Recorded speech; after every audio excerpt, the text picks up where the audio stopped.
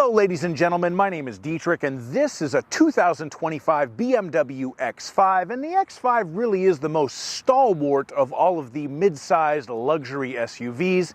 It's been in production longer than the Audi Q7 and the Range Rover Sport, and it's always been a little bit cooler and a little bit more expensive than a Lexus RX or an Acura MDX, and it's been more stable than the Mercedes GLE, which used to be called the ML. And so here we are. I am going to review a brand new 2025 X5 for you. We'll see if it still deserves its place as kind of the king of the hill of the mid-sized luxury SUVs. We'll take a look at the styling, we'll have a look under the hood, check the engine and transmission, measure out the cargo area, check the passenger space, and have a look at the interior convenience and safety features on this relatively lightly optioned X5. And as always, if some of that sounds interesting and some of it doesn't, check the description down below for timestamps. We'll start by talking about the styling on this new X5, and it did get an update for last year on the 2024 models. They gave the new X5 the sort of squintier headlights with the arrow-shaped LED running lights that I believe debuted on the new 5 Series BMWs. I never liked the look on the 5 Series. I think it kind of makes all of them look like service loaners. But on this new X5, I do think it looks all right. And the arrow motif is kind of carried on throughout the car. There is a little bit of an arrow in the rear tail lights as well, although it's kind of a split arrow situation. But if you squint, you can see it. And you also have the arrows on the interior on the passenger side of the dashboard, and those light up at night with the ambient lighting. So that's kind of the new styling motif for BMW, is those various little arrow things. This particular example does have a couple of options on the exterior of the vehicle. These are the 21-inch Y-spoke bicolor style 744 wheels. Those are an $800 option and probably worth it. They do look very nice. And we also have the running boards. These are a $400 option. Probably worth it if you're short, but if I was speccing one of these cars out for myself from the factory, that's not something that I would order since I'm tall enough to get in the car by myself.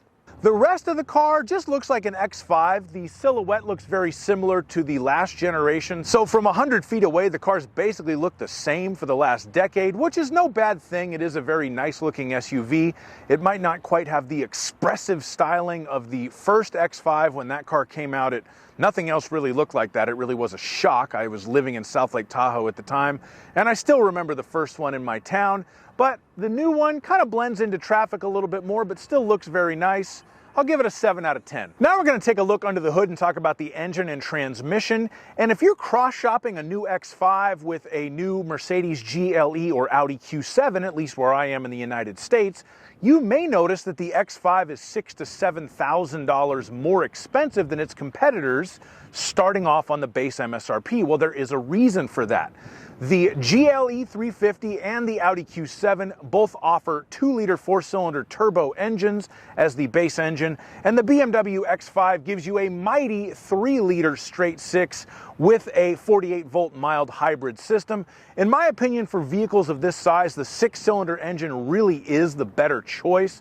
So I do applaud BMW for offering it as standard, even though it does make their car competitively at a disadvantage from a price perspective compared to the other ones. But in my opinion, it is a much better powertrain. What we get out of the 3-liter turbo straight 6 and the mild hybrid system is 375 horsepower and 398 pound-feet of torque, and that is hooked up to an 8-speed automatic transmission. The powertrain is super smooth. It's got plenty of power to move the car along. You can get this car with a V8 if you really want a ton of power, but personally, I wouldn't recommend it. I think that the 3-liter engine and the mild hybrid system does have plenty of power, and it did do pretty well in my fuel economy test, I have to say. This particular X5 is an sDrive40i. The S in this case denotes that it's a rear-wheel drive vehicle. If you get the sDrive40i, then it's going to be all-wheel drive. And if you get any of the bigger engines, the V8s, those are all going to be all-wheel drive. The only way to get a rear-wheel drive X5 is with this base 3-liter turbo straight 6. Now we're going to measure out the cargo space on the X5. So let's open the split tailgate, get the laser tape measure, and get to work. The length of the rear cargo area from the back of the cargo area to the bottom of the back seat, with the back seat up, 3 feet and 4 inches. The width at the widest part of the cargo area from there to there, 4 feet and 1 inch. The width at the narrower part of the cargo area from here to here, 3 feet and 8 inches. The height of the cargo area at the opening of the cargo area, 2 feet and 7 inches. The length of the cargo area with the back seats folded down, around 5 feet and 11 inches. That's the measurement to the back of that passenger side seat.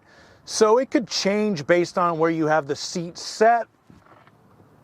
The back seats do kind of go up at an angle, but there isn't like a big hump in the floor. So it's a pretty nice usable cargo area in the X5. And if you need to lift something into the back of the X5, you'll need to lift it 2 feet and 8 inches off of the ground. And let's see, underneath here, we have some storage. It's on run flat tires, so there's nothing to help if your tires go flat. Oh wow, there is a place to stow the tonneau cover. That's nice, I like that. And in here, there is if you can see it, a first aid kit. That's a $50 option, and that's where it gets stowed. I have a feeling almost all of them ship with that. And then we have a 12-volt power outlet here. We have a little hanger for maybe some grocery bags there. Some X logos just in case you forget. So there you go. That's the cargo area in the old X5. Now we're going to measure out the passenger space, and for this measurement I use myself. I'm 6'5", so let's see if I can sit behind myself in a new X5.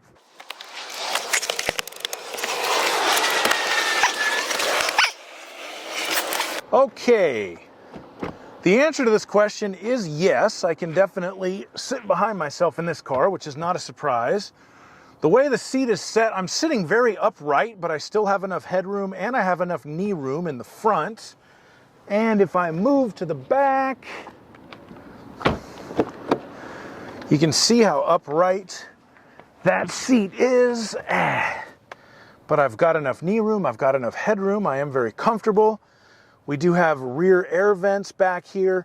4-zone climate control is an option, but this particular car doesn't have it.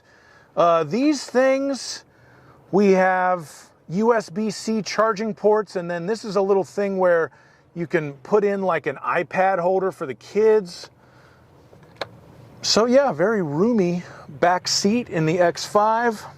Behind me, in my natural orangutan driving position, there's even some decent space. We have a nice center armrest. Let's see, ooh, and some cup holders. And a plastic thing to store some stuff. So that is the back seat in a BMW X5. Now we're going to step inside of the new X5 and check out the features in here. And one of the first things you'll notice is BMW has updated their fake leather. They used to call it Sensatech, but now it's called Sensafin. And I will say that I think it does look nicer than the old Sensatech. I like the sort of diamond stitching that it has and contrast stitching. And it does feel like an upgrade in the cabin compared to the old Sensatech that could occasionally feel a little bit cheap, a little bit Volkswagen Jetta spec. The seats that the Sensafin covers in this car are supposedly sport seats.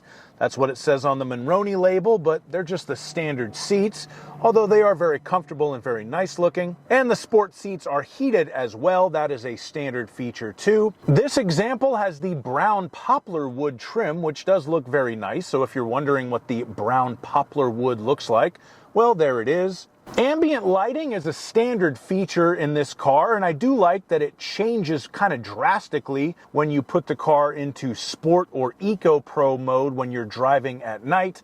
Overall, I'd say the ambient lighting in a Mercedes GLE is still probably a little bit more impressive, but it does look very nice in this X5. We do have a panoramic moonroof as a standard feature, which is very thoughtful of BMW. That's certainly something they could have charged extra for, but they didn't. We also have wireless charging as a standard feature, so if you enjoy making your phone hot as opposed to actually charging it, that is available for you. Auto-dimming mirrors are standard for the interior rearview mirror and the one on the driver's side. The one on the passenger side doesn't do it, but it's not as important on that one. The only major option on this particular car is the parking assistant package. That gives us the surround view cameras, and it also gives us automatic emergency braking at low speeds based on the parking sensors if it thinks you're going to hit something.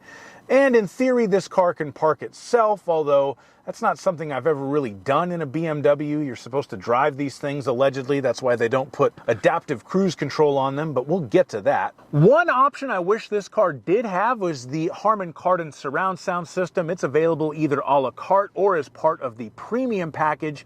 The reason why I wish I had it is the stereo in this car is pretty weak. I listen to music through wireless Apple CarPlay, which is standard to go along with the built-in satellite navigation on a new 2025 X5, but the volume level for the wireless Apple CarPlay is super low on this car.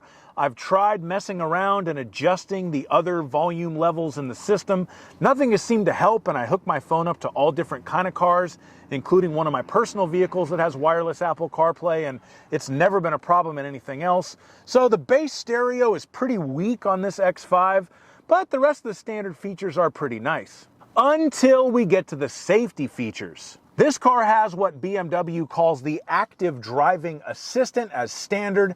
That pretty much gives you the forward collision warning, lane departure warning, blind spot detection, and rear cross traffic alert as standard. And that's it. And to put this into perspective, all of that was standard on the brand new Subaru Impreza Premium that I bought for $26,000 MSRP. I actually paid closer to $24,000 for it. I actually paid closer to $24,000 for it 5 years ago. So this car is behind the curve as far as what you should expect for standard safety features on a $70,000 vehicle. The one thing I can't forgive is that it doesn't have adaptive cruise control. I don't know why BMW is so reticent to just make this standard across the board on every car they build. The active driving assistant is standard across the board now on BMWs. It really wouldn't cost them anything to make a basic adaptive cruise control with stop and go standard on the vehicles as well. I know it's the ultimate driving machine and you're supposed to be engaged with the road and blah, blah. No, just put adaptive cruise controls on your cars, BMW. You've taken away the center door lock switch. You've taken away the weird hot, cold things on there. You have tried to assimilate yourself into the market as a whole as much as you can. Just give us the adaptive cruise, you cheap krauts. Thank you so much for watching my review on this BMW X5. This car really does drive very well. I'll put a link to my... Thank you very much for watching my review on this BMW X5.